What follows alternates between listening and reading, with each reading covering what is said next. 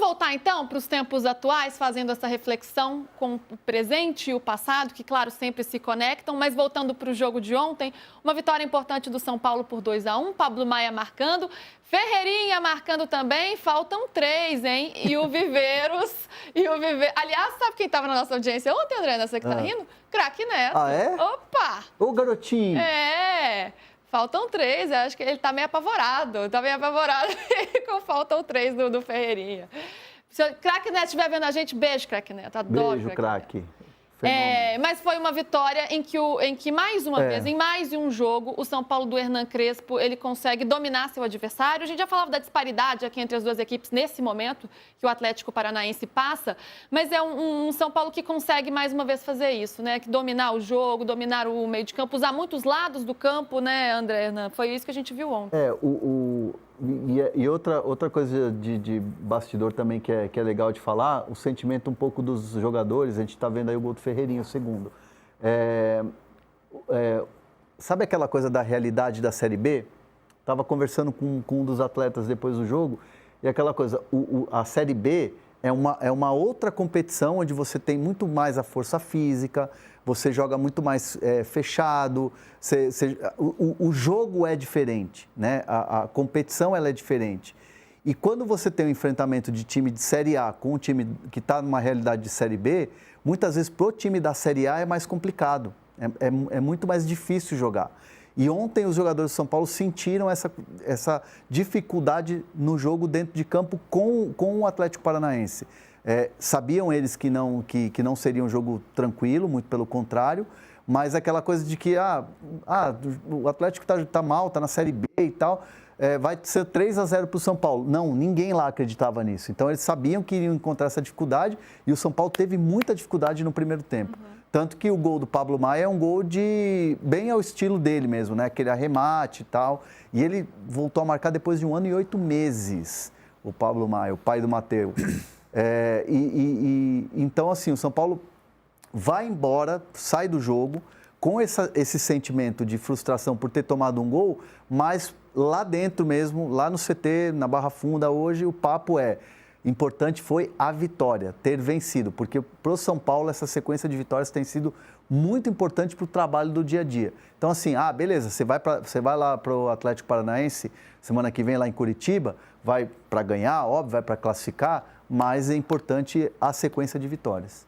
PVC, o quanto que o São Paulo encaminhou essa classificação com a vitória? Poderia ter matado esse confronto de uma forma mais incisiva, fazendo até um 3-0? E você falava da disparidade entre os times hoje e ontem, né? E quanto esse gol do Atlético Paranaense do Viveiros dá uma sobrevida aí ao Furacão? Eu acho que jogar na Arena da Baixada para o São Paulo sempre foi difícil. O São Paulo passou muito tempo sem vencer na Arena da Baixada. Verdade. Então você tem sempre essa sombra. E perder de 1-0 para o Atlético Paranaense em Curitiba é absolutamente normal. Se fosse 2-0, eu diria que tinha encaminhado a classificação. Com 2-1 não encaminhou. Agora, o São Paulo não vencia 4 partidas seguidas fazia um ano. Desde 6 de julho do ano passado. E pode fazer 6 vitórias seguidas se ganhar do Internacional em Porto Alegre e do Atlético em Curitiba. O problema é a solução, é o Kevin Viveiros, né? O Kevin Viveiros é um problema porque fez o gol do Atlético Paranaense ontem, jogada do Benavides. O São Paulo enfrentou o Benavides no ano passado pelo Tajeres. Né?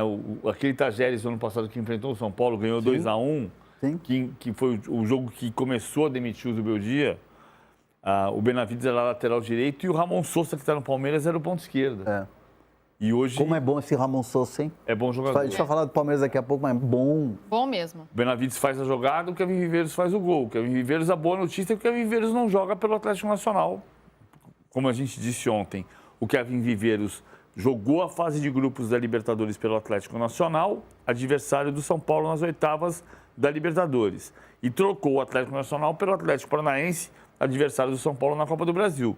Melhor ter tomado o gol do Kevin Viveiros no Morumbi e poder empatar o jogo em Curitiba do que tomar o gol do Kevin Viveiros em Medellín, no jogo de daqui a 2 semanas. Opa, e como? Eu acho que o São Paulo vai classificar, mas não é um jogo fácil em Curitiba. Não vai ser fácil. O Odair Helman foi expulso ontem, né? Pediu desculpa, vai desfalcar o time na semana que vem, isso é um ponto importante. Conversei muito com o Odair, fazia tempo que eu não encontrava com o Odair Hellmann, que ele foi muito tempo lá pro Emirados e tal, um baita de um treinador e um cara muito legal. O próprio Odair estava falando, né, da reconstrução do time, né? De você pegar um trabalho, ele pegou o trabalho que estava em andamento do Barbieri, que era anterior treinador, e falando das contratações, né? E de dar confiança, porque é um time jovem, é uma mescla de jovens e experientes, e ele falou que é um trabalho que, obviamente, você está na Copa do Brasil, a intenção do Atlético é passar, mas que o foco mesmo é a Série B. A subida é algo que tem que acontecer, né, até pela pressão da torcida, o que se transformou o Atlético Paranaense nos últimos anos, mas eu senti o Odair muito empolgado com o projeto, assim, querendo demais subir para a Série A. Isso é bom para o Atlético. São 5 pontos só. Embora seja em 11º lugar na Série B, são só 5 pontos de distância para a Chapecoense. Então dá para subir. Estou até abrindo a tabela aqui para dar uma olhadinha na tabela da Série B. Porque realmente, né, hoje está na 11ª colocação com 25 pontos, está a 5 da Chape.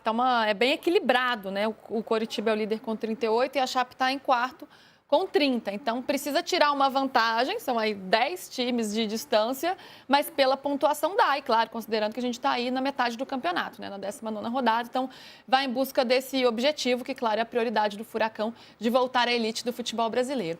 E neste fim de semana, São Paulo tem um grande confronto pela Série A, obviamente. São Paulo Internacional, um grande jogo Estarei que a gente vai ter lá, aí, domingo, 8h30 da noite, lá no Beira-Rio. Estarei lá. Você está indo atrás do frio, André Hernani? Itaquera, Morumbis, e aí ele vai piorar a situação, pegar um frio maior, transmissão da Prime Video aí com o André Hernani. Aí eu vou ter que tomar aquele, como é que chama aquele negócio lá para desinflamar a garganta? Assim, a voz, para ter a voz? A voz? Bezetacil Cortisona, é isso? Enfim, que os cantores fazem, né, quando tem muito show. Mas vai estar 15 graus no domingo com chuva a previsão. 15 é calor.